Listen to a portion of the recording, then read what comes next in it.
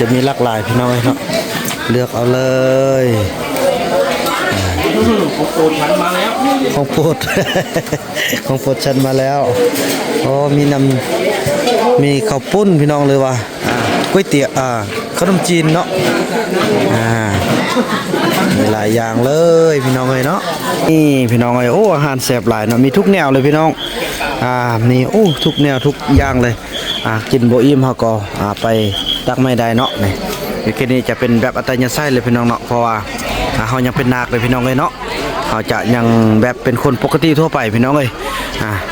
แต่ว่าต่อไปเนาะเวลาเขาเป็นพระเขาก็จะได้ขึ้นไปกินอยู่ถึงคนพี่น้องเลยหรือว่าอย่างต่างมันก็จะได้ซ่อนอีกครั้งเนาะขอบใจFCผู้มีน้ำใจแบ่งปัน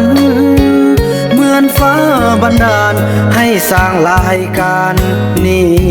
มาสวยเหลือคนทุกข์คนจนหรือคนด้อยกว่าด้วยแห่งศรัทธาบุญนำพาได้มาร่วมทางสบายดีและก็สวัสดีพี่น้อง FC ของบ่าวน้ำเบิร์ดสุขุสุขคนพี่น้องบ่ว่าสิอยู่ภายในหรือว่าอยู่ต่างประเทศบ่ว่าจะเป็น FC ทาง Facebook หรือว่า YouTube กันพี่น้องเนาะภาพบรรยากาศตอนนี้ก็เป็นภาพบรรยากาศตอนเช้าของวันที่4เนาะเดือนธันวาคมปี2024เนาะถือว่าตอนนี้บ่าวน้ำก็จะเกี่ยมเรื่องเมื่อวานนี้เนาะก็ได้ดำเนินการปฏิบัติธรรมอย่างต่างพี่น้องมื้อนี้เป็นมือเกี่ยมที่จะโกนผมพี่น้องเนาะอาจจะเริ่มเข้าผ้าเหลืองเป็นทางการพี่น้องรู้สึกว่าดีใจพี่น้องที่ได้มีโอกาสได้มานั่งฟังเทศนาได้มีโอกาสได้มานั่งทำบุญกุศลแผ่เมตตาให้เจ้ากรรมนายเวรให้สัพพะสิทธิ์ทางปวงเนาะพี่น้องเนาะก็ถือว่ามีความอบอุ่นและก็ดีใจส่วนพี่น้องทางพอตรงเรื่องนั้นก็ได้ปล่อยวางทุกอย่างแล้วพี่น้องเนาะเพราะว่าตามปกตามเต็นนะครับหรือว่าตามปกตินะครับตอนนี้มาตักพัฒอาหารไปไว้พิจารณาเลยครับหลวงปู่บอกว่าพิจารณาเองได้เลยนะครับพิจารณาตอนนี้ทางหลวงปู่เพิ่นให้ไปเอาข้าวกินแล้วพี่น้องเนาะจะได้ให้พ่อนาคได้กินพอนี้ตอนนี้บ่าวน้ำก็อยู่ในนามที่ว่าเป็นนาคเนาะพี่น้องเนาะก็จะได้มาเก็บอุปกรณ์อย่างต่างรถของบ่าวนำมาไว้ที่ด้านลุ่มพี่น้องเนาะแล้วโปรงผมได้ดีครับให้มาโปรงผมให้พ่อนาคเตรียมใบมีดเตรียมด้ามโกนไว้เตรียมด้ามโกนไว้อย่างเดียวก็ได้ครับเดี๋ยวใบมีดมาที่ผมถือเกี่ยมทุกอย่างเนาะพี่น้องเนาะถือบ่าวนำตัดทุกอย่างจะแม่นแต่ล้างหน้าล้างตาอย่างต่างก็จะใช้แบบธรรมชาติเลยพี่น้องจะบ่ได้ใช้โฟมจะบ่ได้ใช้ครีมอย่างเลยเนาะก็ถือว่าสงบจิตพี่น้องเลยเนาะโอเคท่านผู้ชมภาพบรรยากาศนั้นจะเป็นบันไดพวกเราไปรับชมภาพบรรยากาศนั้นนำกันรับชมเนาะพี่น้อยอันนี้คือภาพบรรยากาศอยู่ที่งานบวชเนาะอยู่ที่วัดข้าวเข็มส่วนบ่าวผู้นำนั้นได้ไปบวชอยู่ที่วัดวังโป่งพี่น้องเนาะมีจำนวนนาคที่จะเข้าไปบวชตอนนี้ก็เตรียมกันก็จำนวน102หรือ101พี่น้องเนาะ101อันนี้ก็จะเป็นญาติพี่น้องที่มาดูแลนาคเนาะส่วนบ่าวบุญนำนั่นก็เป็นทางคุณแม่พระนิดาสีทองอ่อนพี่น้องเนาะเพิ่นก็เป็นแม่ชีอยู่ที่วัดแห่งนี้เพิ่นได้ดูแลบ่าวบุญนำนับแต่ปีกายเพิ่นเลยมาพี่น้องเนาะเพิ่นก็เบิ่งแยงบ่าวบุญนำจนสุดที่เลยพี่น้องเนาะทุกอย่างพี่น้องที่บ่าวบุญนำบ่ฮู้ที่บ่าวบุญนำบ่ฮู้จักฮิตของประเพณีหยังเพิ่นก็แนะนำทุกอย่างพี่น้องเนาะส่วนเทิงนี้ก็จะมีการขายของเนาะเป็นขายของอย่างต่างส่วนบ่าวผู้นำนั่นจะเริ่มก้นหัวก็น่าจะประมาณ 8-9 โมงพี่น้องเนาะอันนี้ก็เป็นบอนที่มาบูชาพระเครื่องมาขายของเสื้อผ้าอย่างต่างพี่น้องเนาะนี่ส่วนเทิงพี่น้องเนาะเนี่ยนะเป็นอาหารเป็นอาหารเป็นพี่น้องเนาะส่วนอาหารนั้นก็จะขึ้นไปตักเอาอยู่โซนเทิงพุ่นพี่น้องเลยอันนี้ญาติถือว่างานใหญ่พี่น้องเนาะมี ปีนี้เนาะบวชมีอยู่จำนวน200กว่าองค์เนาะท่านผู้ชมเนาะบ่าวนำก็ดีใจที่ได้อยู่ในสิ้นกิจธรรมในช่วง9วันนี้เนาะพี่น้องเนาะพรุ่งนี้ก็จะเป็นเริ่มการเข้าบวชเป็นทางการเป็นวันที่5เนาะเป็นวันพ่อเป็นวันบุญใหญ่พี่น้องเอ้ยเนาะบ่าวนำก็จะขออุทิศบุญกุศลที่บ่าวนำสร้างใน9วันนี้ให้ดีที่สุดให้อยู่ในศีลกินในธรรมเพื่อให้ได้บุญกุศลที่แท้จริงและก็100%เพื่อส่งบุญอุทิศอุกุศลนี้ให้เจ้ากรรมนายเวรแล้วก็เสริมให้14ของบ่าวนำด้วยเนาะ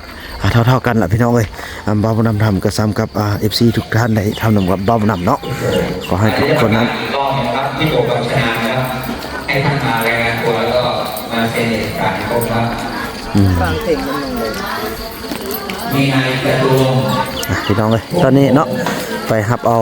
ข้าวดมกันก่อนพี่น้องเนาะแล้วก็ไปกินอยู่เต้นแล้วก็ติดตามตอนต่อไปนะท่านผู้ชมเนาะตอนนี้ก็เป็นบรรยากาศที่กำลังจะตักอาหารพี่น้องเพื่อจะให้แม่ชีเนาะตักก่อนพี่น้องเลยเนาะต่อไปก็จะเป็นนาคบ่าวนำก็จะไปรออยู่ที่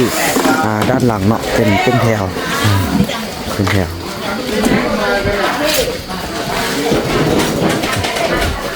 เราเป็นแถวเลยเขาเป็นแถวกันพี่น้องโอ้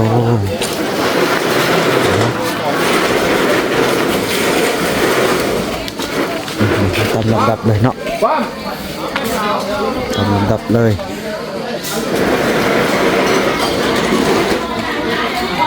เส้นครับ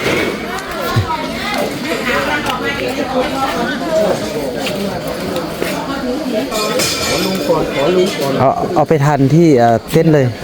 เท่านี้เลย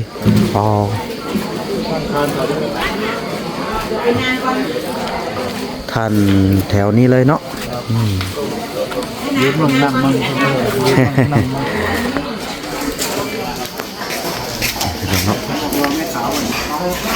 จะให้แม่ชีแม่ขาวท่านตักก่อนเนาะโอ้คุณแม่ไปก่อนเลยครับแม่ชีไปก่อนเลยครับไปเลยตอนนี้ยังเป็นนาคเนาะตอนนี้พวกเราเนาะเดี๋ยวอีก9 โมงก็จะได้เป็นพระเอาพรุ่งนี้เนาะวันนี้เตรียมเสื้อผ้าเตรียมโกนเตรียมนุ่งผ้านุ่งอะไรพี่น้องเนาะให้ถูกตามลักษณะของการนุ่งคือเนาะ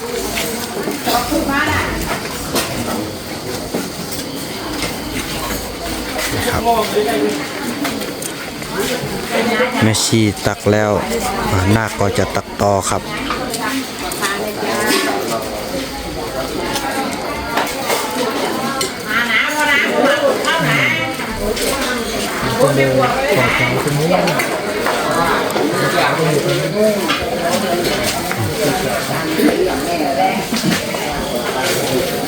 นี่เป็นอาหาร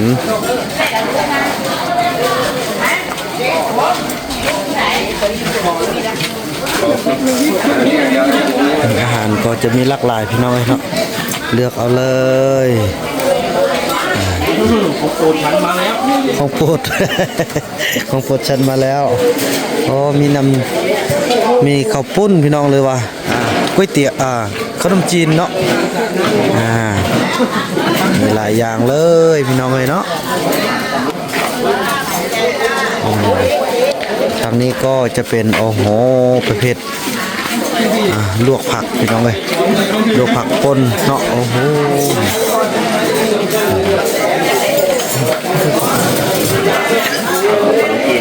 นี่ก็จะเป็นหม้อข้าวนี่หม้อข้าวครับ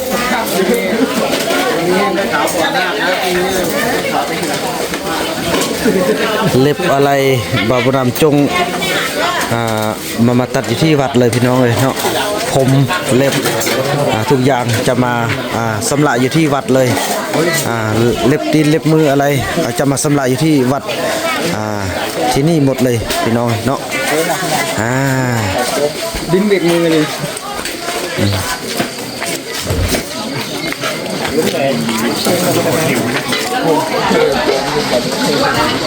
โอเคท่านผู้ชมพบกันตอนต่อไปเอาถือว่าแล้วพี่น้องเอ้ยเนาะก็ถือว่าสำเร็จในการที่บ่าวนำได้ไปเลือกอาหารเนาะพี่น้องเนาะก็ถือว่า